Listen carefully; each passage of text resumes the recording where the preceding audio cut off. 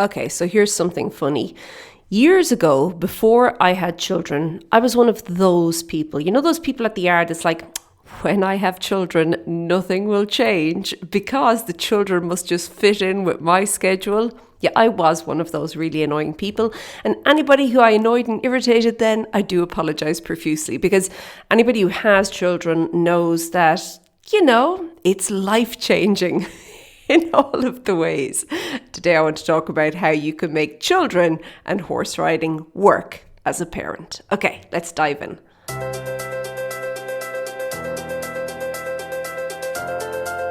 Hey there, and welcome to the Daily Strides podcast. My name is Lorna Leeson. I'm an equestrian trainer and coach, and I work with riders from all over the world to help them kind of make the most of their time with their horse, especially if they're working alone and especially if they don't have a trainer. So if that's you, well, let's dive in.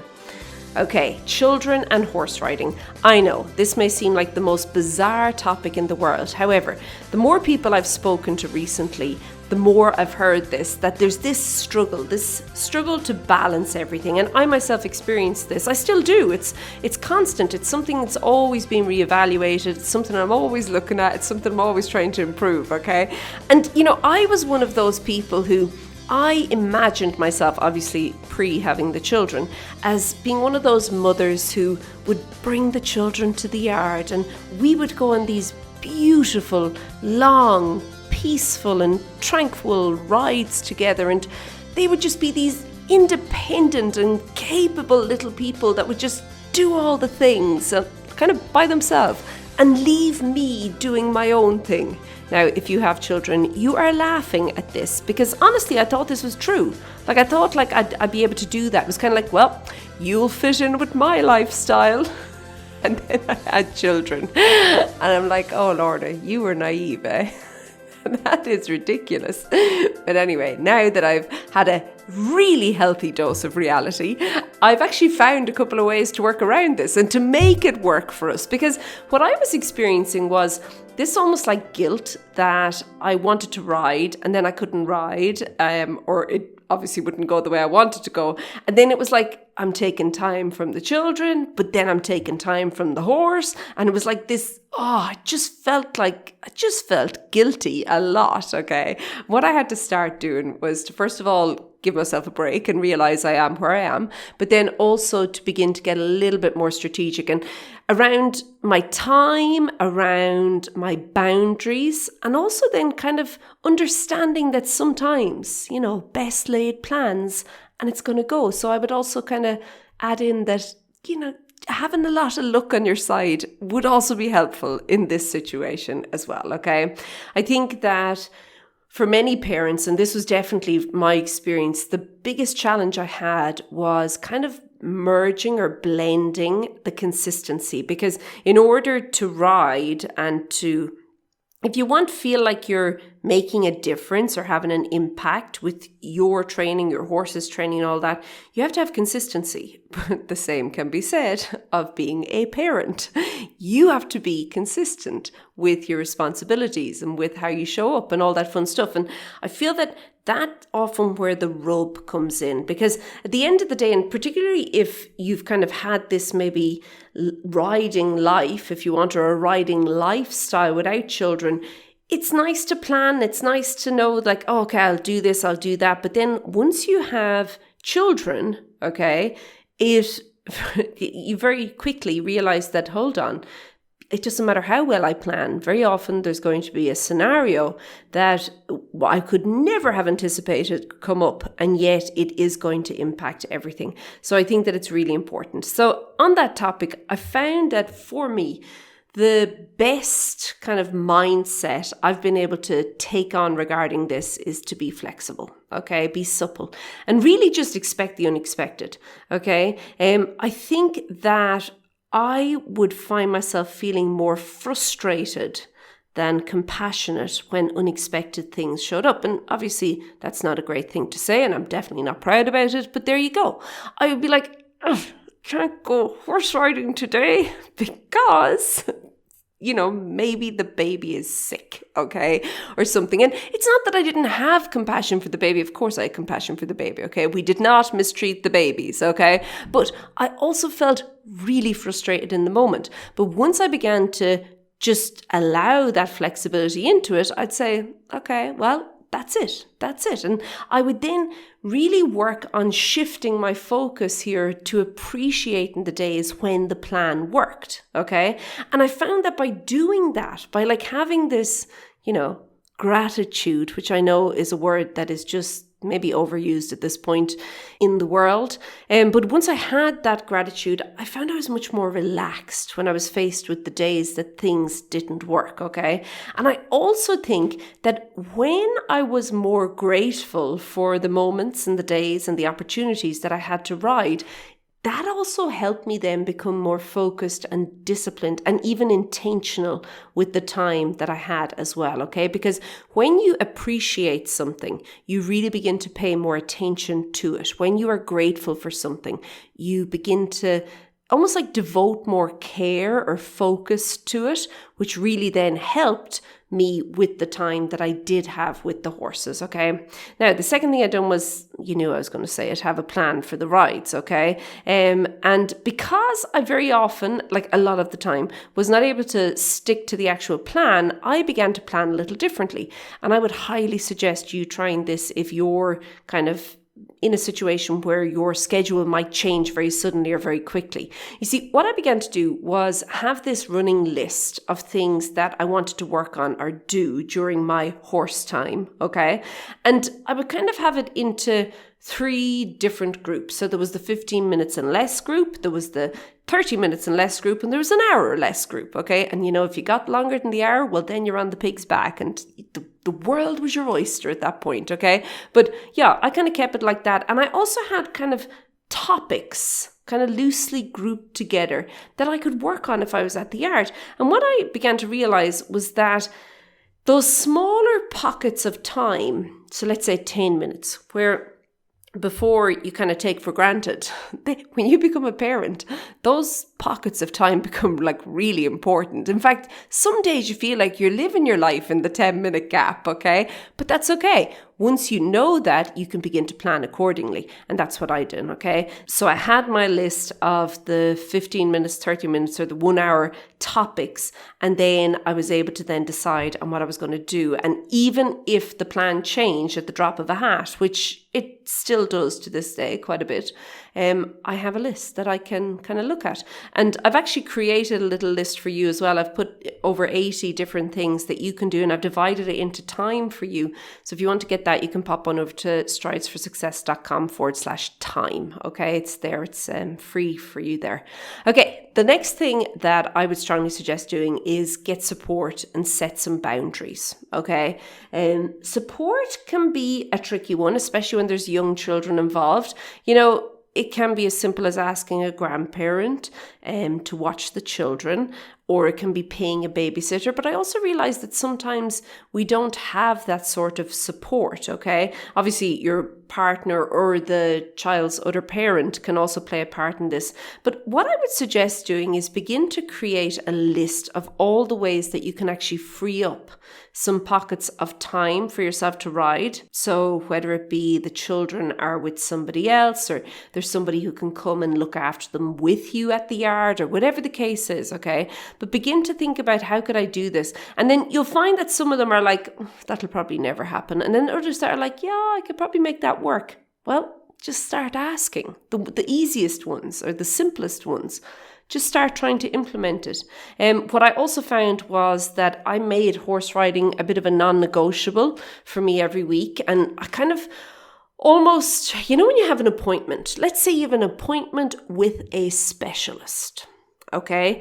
And you've had to wait for this appointment and it's a really valuable appointment. Well, there'd have to be something major happening for you not to make it to that appointment. Be honest now with yourself. Something serious would have to happen.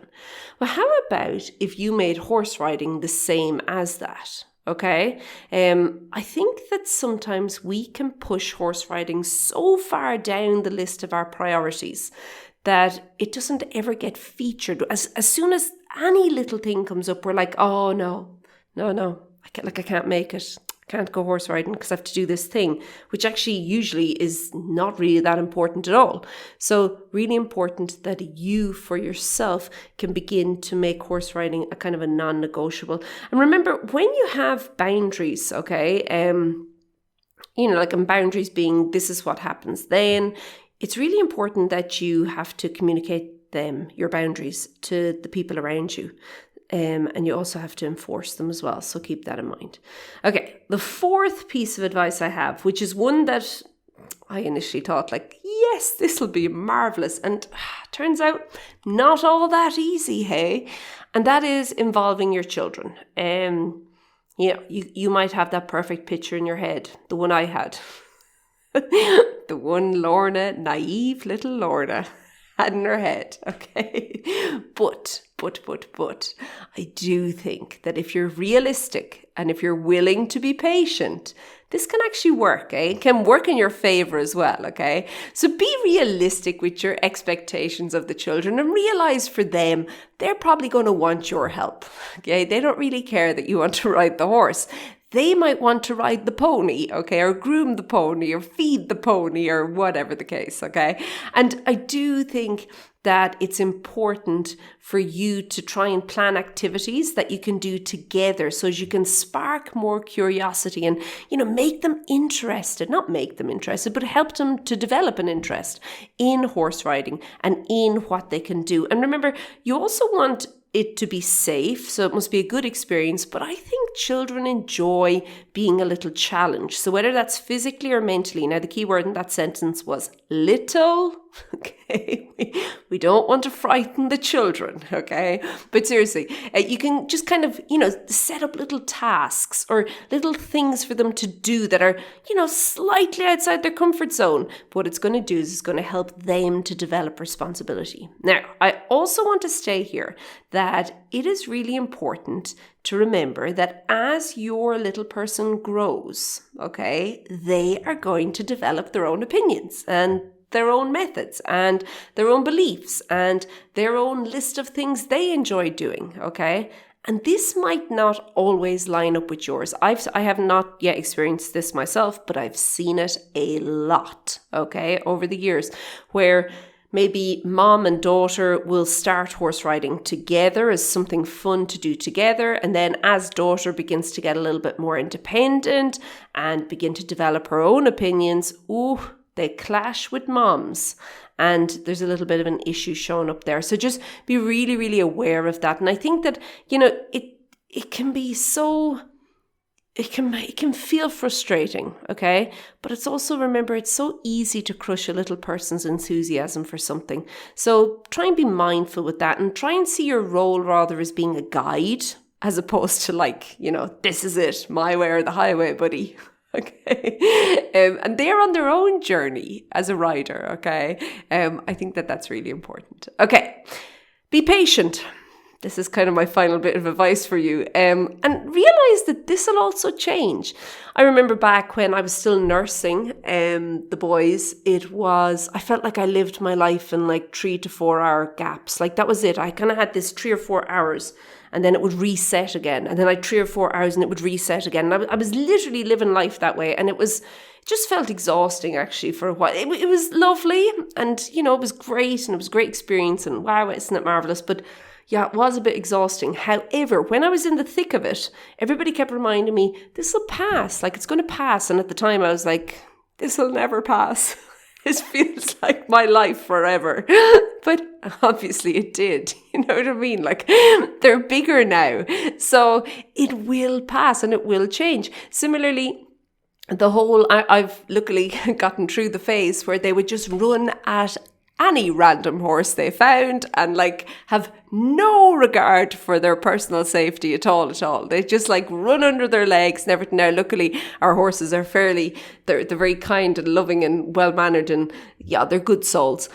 So we didn't have too much of an issue, but yeah, it was a bit of a problem as well. So just make sure that you are not kind of holding on to that maybe frustration or annoyance that you're feeling right now, okay? It's going to go, it's going to pass. And remember, you're going to have periods where you're just not going to get time to write. And I think it's also really important to accept that and to just let it be what it is.